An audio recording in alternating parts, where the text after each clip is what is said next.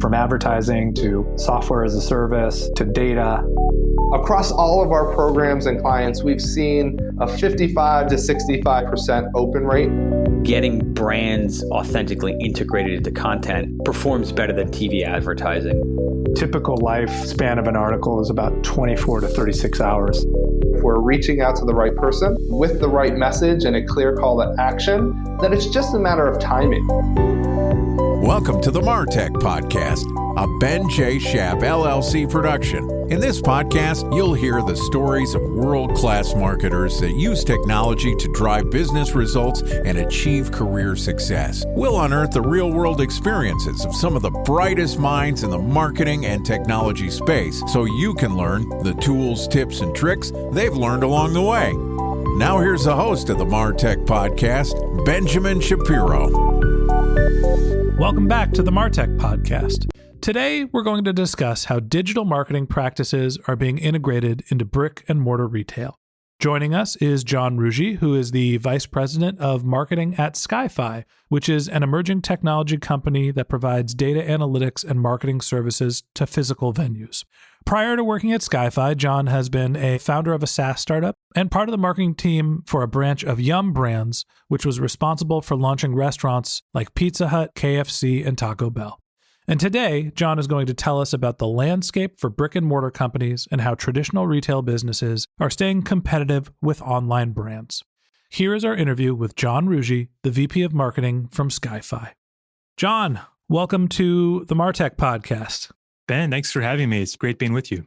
It's great to have you here, and I want to first start off by having you spell your name because there is no chance in the world that I would have been able to pronounce it based on how it was spelled. Let's clue the audience in. How do you spell your last name? Sure, happy to do that. It's something I've had to do so many times, but it's Rougeux. And that's Rougeux. Rougeux, that's right. Okay, well, it's great to have you here on the podcast, and I appreciate you being patient with me trying to pronounce your name. Let's talk a little bit about your background. I know I gave a little bit of a preview, but how did you get into the data and services business for brick and mortar retail? Sure, happy to kind of walk you through a little bit of my career progression. It's a little unorthodox. I'll try to gloss over the unpertinent details, but I actually studied English myself, and my first job out of college was in finance, believe it or not.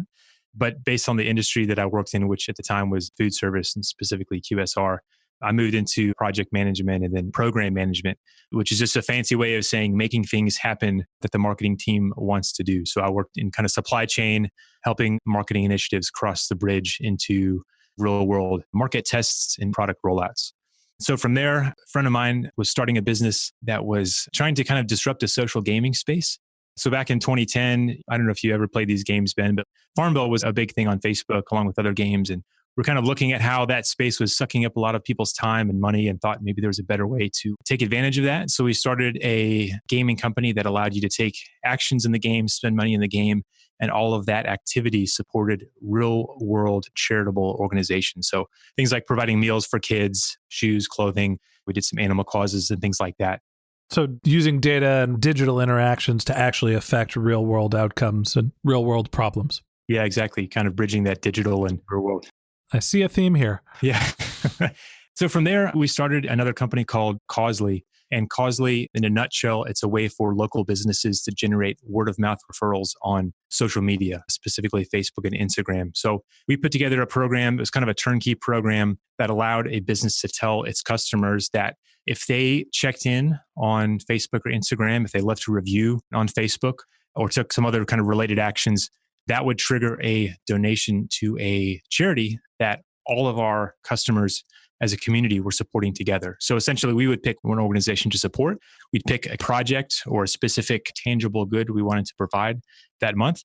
And then all of the organizations within Causely would work together to support that cause. So we were able to do some really interesting things like build an entire school just within like a couple of weeks based on everyone's involvement. So local businesses at the time, well, they still have this problem, but they kind of live and die by referrals, and it's really hard to scale that. So we basically gave them a way to do that in a way that was kind of turnkey, scalable, but then also very authentic as well, and delighted their customers in the process.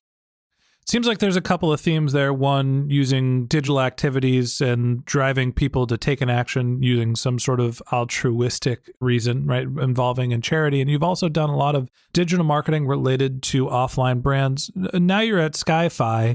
Tell me a little bit about the landscape of what's happening with brick and mortar businesses. And eventually you want you to tell us a little bit about how Skyfii plays in that space. But let's start off with the overall landscape. Tell me about what's happening in brick and mortar businesses and how are they competing with online brands? So this is a really interesting time for brick and mortar retail. If you read some of the headlines about the brick and mortar retail space a few years ago, you would hear these kind of sensationalist headlines about this retail apocalypse and Amazon was eating everyone's lunch. Those are still concerns. There's no lack of challenges for the brick and mortar space, but I think they were a little bit overblown. And what's happening instead is brick and mortar retail is kind of reinventing itself from being purely a place that's driven by transactions and more driven by experiences. So what I mean by that is, Ben, instead of you going into a shop and just simply going there to buy an item, pay for it, and go home, the role of that brick and mortar space is changing. So you may have looked at an item online, done some research, and then found that it was just easier for you to pick that item up in a physical store itself. So in that sense, it's more of a fulfillment type function. So there's some utility that they're providing in that case. You can also flip that around. And in many cases, customers are going to brick and mortar stores to experience a product. You have things like Casper and their mattress products. They've done a lot of online sales, but now they're actually starting to develop brick and mortar spaces because they recognize that people want to lay down on a mattress before they buy it. So they may not actually buy it in the store. That may not even be a KPI for that brick and mortar space. It's really just that space is there to provide that tangible experience. Now, in other cases, like shopping centers, they're looking at providing experiences in other ways. So it might be by like attaching a fitness center to other places where you might shop. So instead of having to drive all around town to complete some of your errands, you can do all that in one center. Or it might be through things like live entertainment or other experiences that you can't replicate in the digital world. So basically, that's a long way of saying brick and mortar retail now, it's successful, or at least the chains that are successful are those that can create new experiences that can't be replicated digitally. There's a couple of interesting things that you mentioned and a couple of brands that pop out in my mind. You mentioned Casper. Really, it sounds like what you're saying is that the retail experience is obviously not the only way that you can go buy a good, and it's challenging to get from point A to point B and pick up a product often. So there has to be another component or another reason for someone to leave their house to buy a product, whether it's experiential, whether it's the enjoyment of the process. There's a couple of companies that stick out to me. I know that Bonobos has the guide shop where you can try on all their clothes and figure out exactly what sizes, but you can't buy them in the store. They don't have to hold any inventory anymore. Yeah, Warby Parker is kind of a good example. This is pertinent to me because my wife was looking for some glasses and we happened to be next to a Warby Parker store when we were at a local kind of outdoor shopping area. And she wasn't planning to buy. But obviously with glasses, you want to try them on before you buy them. So we weren't really pressured into buying anything there. The sales people were more focused on just helping her find the right glasses she was looking for and less about pushing a transaction right then and there. Yeah, I think that the experience is different when the staff is not motivated by commission, obviously. So that makes a lot of sense. The other thing that I was thinking about is there's a trend for either high ticket items. You still see people going and buying televisions at Best Buy because they want to see the TV first. And that's similar to what you mentioned at Casper with the mattresses, something that's large or expensive. I've also noticed a trend with large tech companies having a physical retail presence. Apple being the most obvious one, but Microsoft has a store. I think Google has their own stores now. And Amazon is opening up, whether it's Whole Foods or cashierless stores. How are you perceiving the integration of the tech community into the brick and mortar space? Well, from my perspective, it really comes down to data and specifically lack of data, and then kind of a shortage of ability to really get maximum value from that data. So it's almost easier to contrast brick and mortar with e-commerce or digital properties because the gap is pretty huge. So a digital property would never really succeed without a really clear understanding of who's on their site and how they behave while they're there. That being said, a brick and mortar retailer, they have very little data about who their visitors are and how they behave within that store. So the challenge they're facing is one, they're having to go through a transformation where they shift their business from being focused on transactions to experience. So that's one part of the equation. But the second piece along with that is that as they make those decisions, it's very hard to consistently make good decisions if you don't have good data about what's happening in your store. And at the same time, when you do make those changes, you want to understand what the ramifications were. So what action were you trying to affect? And were you successful in that endeavor? Without data, you're just kind of running on gut, or maybe a little bit of data, but it's not statistically significant. So at best, you're just kind of hoping for the best, but at worst, you're getting data that's misleading and steering you down the wrong path. That's interesting. And I'm assuming that this is where Skyfii comes in, where you are providing brands with the data they need to understand what's happening in their store. Is that correct? Yeah, that's right. So here's how we look at it. Any brick and mortar retailer is going to have data from both the physical context and the digital context. So nearly any business, even if it's a shopping center, they have a website, they maybe even have an app. And so they're interacting with people in a digital medium. Obviously, they have people interacting in a physical context. So what we do is we help businesses take data both from the digital world and from the physical world, and we put that together to give them a more comprehensive understanding of customer behavior. So in essence, it's helping them measure, predict, and then ultimately influence a customer behavior by pulling that data together, looking at it in a single system of record, and then layering some marketing and communication tools on top of that to help them actually reach out and connect with customers through some new channels. Help me understand the types of data that you're collecting and merging together. Obviously, in the digital context, somebody was served an ad, somebody clicked, somebody received an email, somebody opened it, maybe even down to the level of somebody added something to a cart. How do you marry that with the offline data? Walk me through the path there. So the way that looks is structured a little bit differently from business to business. You mentioned things like email campaign performance, website analytics, shopping cart performance, even things like point of sale. That's all data that most businesses have to some extent. So we can start there. But let me shift gears and go to the physical side of things because that's where things get a little bit more interesting. So we'll take data primarily from sources like Wi-Fi, Bluetooth, foot counters, cameras that each provide a level of information around how many people visit a venue, how they behave while they're there, how long they stay, and then even their profile. So to give you an example, most venues now today have Wi-Fi, but they use Wi-Fi as kind of an amenity. It's just the expectation that if you go to an airport, they're going to have Wi-Fi. What they're not doing is they're not using that data source as an asset. So with Wi-Fi in particular, there's data that we can help them capture when customers access the wireless network. Things like email, phone number is all opt-in data. It's all optional. But you can start to build visitor profiles using Wi-Fi. You can even incorporate survey data and sentiment data through the Wi-Fi login experience to enrich those profiles over time. So all of a sudden, instead of every visitor who comes through being anonymous, you can start to identify things like what part of town they're coming from, whether they're traveling for business or pleasure. This is obviously an airport example, but what kind of expectations they had, all of the kind of rich profile information you really need to understand customers. So outside of the airport example, where the expectation is that there is some free Wi-Fi, in a e-commerce example, let's say I'm going to go into J.Crew and was looking at their app.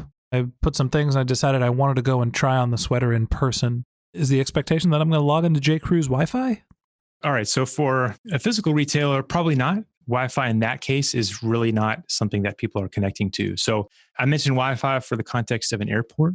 But for other verticals, we'll look at other data sources to maybe gain a more complete understanding of customer behavior. So you mentioned J.Crew's app. You might assume that they have location services enabled within that app.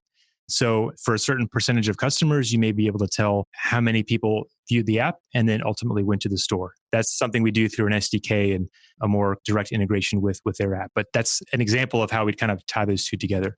We can also pull in data from things like advertising networks, retargeting networks, and I guess other third-party data sources to start linking these disparate sources together. So again, it varies a little bit from company to company based on their technology stack. Right. But essentially, the more data sources we can pull in together, every data source you add in, it clarifies that picture by degrees every time. So typically when someone works with us, they'll start off with maybe a couple sets of data, and that gives them kind of a baseline. But then we'll add more data over time. And then over time, we'll add more data as well through those existing data sources. So that picture becomes clearer and clearer kind of month after month, year after year.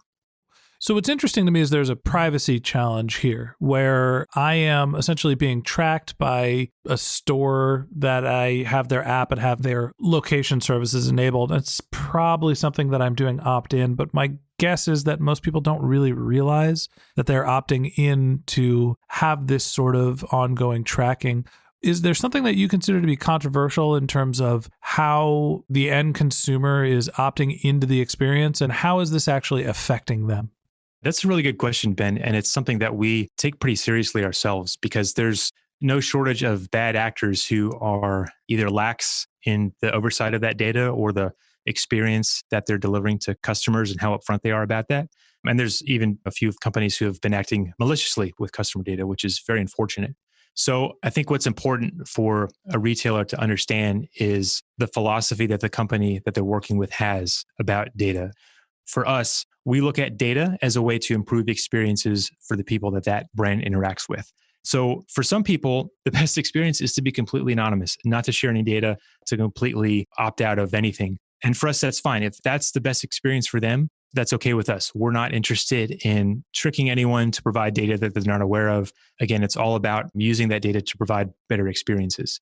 Now, for many customers, they will have an interest in sharing data because they recognize that that's a way for them to get more relevant information or have just a more informed experience while they're within that location. So without going into like too many details about the specific data policies, a lot of it has to do with GDPR. So I don't know if that's a topic you've explored in another podcast, but there's some pretty stringent regulations there about how you present messaging to customers about what data is going to be collected. And then just as importantly, there's a requirement for allowing visitors to remove any data that's been collected. So if they change their mind or if they skim through the fine print, they can go back and do that. So that's a regulation that came through the EU. I don't believe it's mandatory in the US yet, but most companies in our space, us included, have been on board with that from day one. Again, to make sure that we're giving our customers, as well as their own visitors, every assurance that data is used securely, that we're above board about what's collected and how it's used, and that it's secure and that there won't be any breaches in that data. So talk to me about the flip side of this, where the goal here is to improve the customer experience. How does merging your online and offline data together, how does it help a brick and mortar retailer improve the customer experience? I think, Ben, it really comes down to understanding who your customers are. This is kind of marketing 101, but any marketer who's halfway decent at what they do knows that you have to start with understanding who your customers are. If you don't, man, it's really hard to come forward with the right messaging or the right experience or the right offers or even just the right language in what you're sending. Whether that's something that goes in an email, whether it's the way that you're describing your products or positioning promotions, the way that you've priced products, you really can't do that with understanding who your customers are.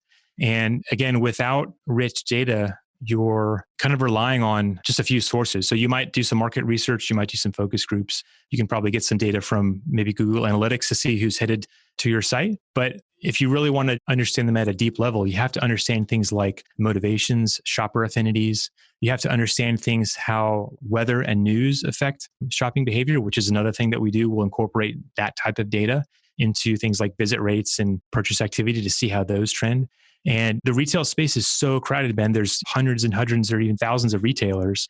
And there's a few of them that can maybe come forward with a broad message, maybe the Walmarts and the Targets of the world. But even for them, the better you can understand who your customers are and what motivates them, the better you can connect with them. And that all comes down to getting the right data and putting it together so you can see the big picture.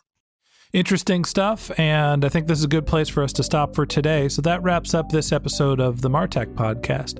Thanks to John Rougeux from Skyfii for joining us. In part 2 of this interview, which we're going to publish tomorrow, John is going to tell us how digital marketing data is being integrated into offline businesses, specifically for marketing. If you can't wait until our next episode and you'd like to learn more about John, you can click on the link in his bio to our show notes, or the link in our show notes to his bio, or you can go to his website, which is john.marketing. Great website. If you're a subscriber to the Martech podcast, thank you for being a member of our community. You can always reach out on social media. My handle is Ben J. Shap, and you can find me on LinkedIn and on Twitter. If you haven't subscribed yet and you want a weekly stream of marketing and technology knowledge in your podcast feed, in addition to part 2 of our conversation with John Rougeux, we've got some great episodes lined up over the next few weeks. So hit the subscribe button in your podcast app, and we'll be back in your feed tomorrow morning. Okay, that's it for today, but until next time, my advice is to just focus on keeping your customers happy.